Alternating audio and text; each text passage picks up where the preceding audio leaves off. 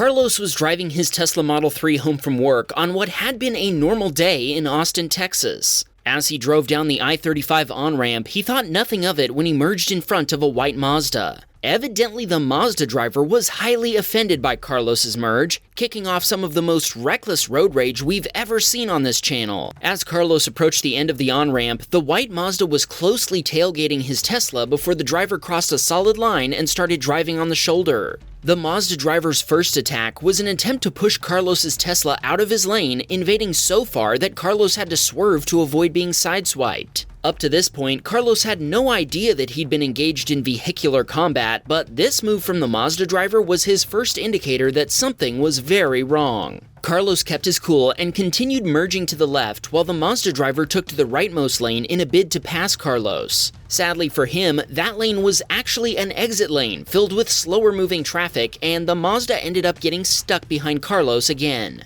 Once he saw his opportunity, the Mazda driver floored the gas pedal and cut across the entire highway to get in front of Carlos in the passing lane. The Mazda driver then brake-checked Carlos to the point that Carlos had to come to a complete stop, traffic behind Carlos wasn't able to stop, and a chain reaction of mayhem began to unfold behind him.